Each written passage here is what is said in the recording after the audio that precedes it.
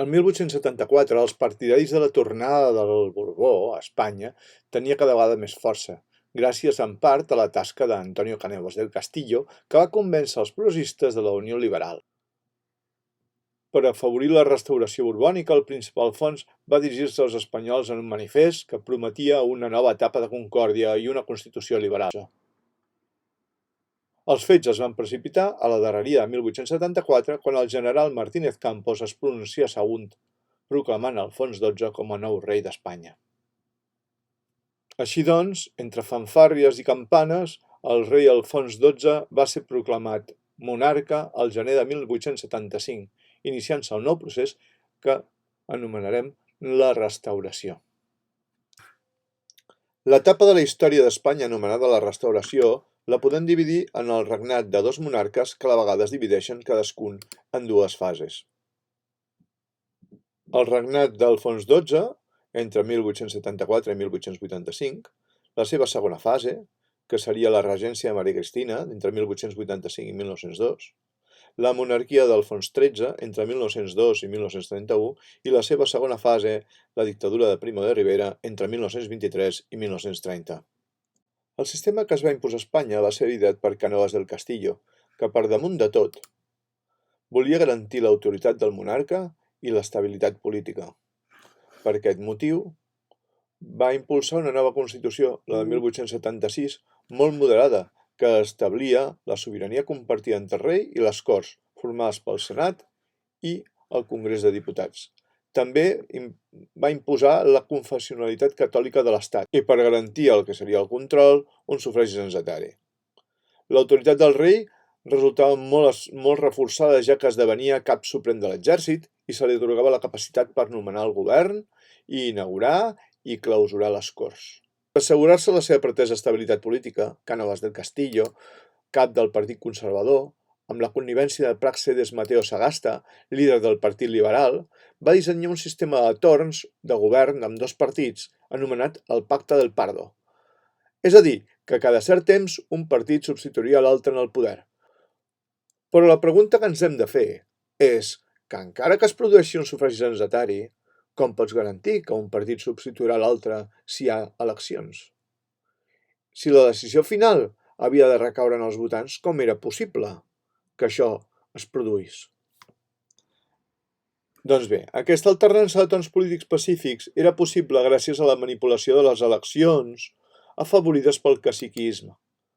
El govern de Madrid indicava als cacics, persones influents de cada regió o localitat, quins havien de ser els seus resultats electorals, i aquests el que feien era ús de la seva influència per tal de que els electors triessin l'opció pactada.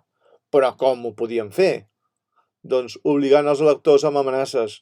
Aquests tenien molta influència i podien generar negocis o trencar-los. També, a més, la influència política era espectacular. Una altra manera era amb tupinades, és a dir, que manipulessin el cens, fent votar persones que ja s'havien mort, substituint per altres que eren ben vives, com membres de l'exèrcit, de la policia, etc. O fins i tot manipulant directament les urnes, és a dir, agafant els vots i substituint-los per aquells que ells volien.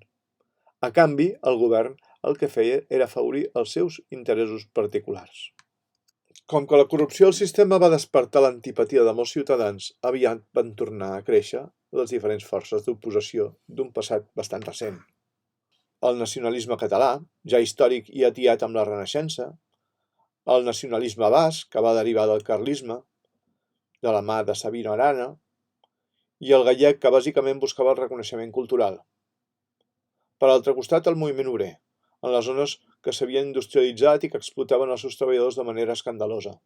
El moviment que va tenir més força va ser l'anarquisme, que a mesura que anava passant el temps, davant de la indiferència dels governants, es va anar radicalitzant fins a optar per mesures violentes, com atemptats contra els terratinents, industrials i representants de l'Estat, com ja veurem més endavant.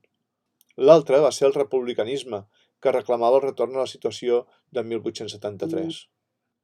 I, com no, l'històric carlisme, que havia abandonat les armes i les proteccions monàrquiques, i es concentrava principalment a Navarra i Aragó, que reclamaven els seus furs o antigues lleis tradicionals.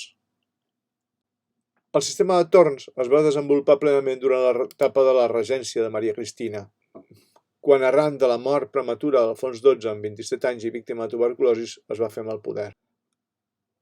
La regent exercí com a cap d'estat embarassada. Posteriorment, va mantenir-se en el poder fins que el seu fill, Alfons, tingués edat suficient per assolir el govern de l'estat. L'oposició cada cop va créixer més, ni tan sols amb la implantació del sufragi universal masculí de 1890, amb la inclusió i legalització de molts dels partits que fins al moment havien quedat fora del sistema, va ser capaç d'alternar-ne l'estabilitat. Les tupinades i el caciquisme van seguir igual com en el regnat d'Alfons XII. El règim de la Restauració va travessar la pitjor crisi durant l'etapa de la regència, arran la pèrdua dels darrers territoris que encara es conservaven de l'antic Imperi espanyol. Entre 1868 i 1878, Cuba havia viscut una revolta independentista que va acabar amb la Pau de Zanjón, la qual establia la concessió d'una àmplia autonomia per l'illa. Però les autoritats espanyoles van incomplir els acords i el 1895 l'aixecament va tornar a revifar. Espanya va enviar el general Martínez Campos i posteriorment el general Weyler, i cap dels dos va ser capaç d'aturar l'acció de les guerrilles cubanes. L'un per ser massa tou i l'altre per ser massa extrem, arribant fins i tot a castigar la població no aixecada contra l'imperi. Atiats per la premsa americana i amb l'excusa de l'esfonsament del cuirassat Maine al port de l'Havana en 1898, els americans van intervenir en el conflicte culpant dels fets als espanyols. De cert, els interessos americans passaven per fer-se amb l'illa, la qual feia temps que pretenien comprar a Espanya. Sí, com sigui, la intromissió americana va capgirar el resultat del conflicte. La guerra va durar poc. Les esquadres espanyoles de Cuba i Filipines van ser destruïdes per la marina nord-americana, que era molt superior, ja que els Estats Units estaven en una avançada segona revolució industrial. Espanya signà la Pau de París el desembre de 1898 i va significar la pèrdua de les darreres colònies d'ultramar, és a dir, Cuba, Puerto Rico i Filipines.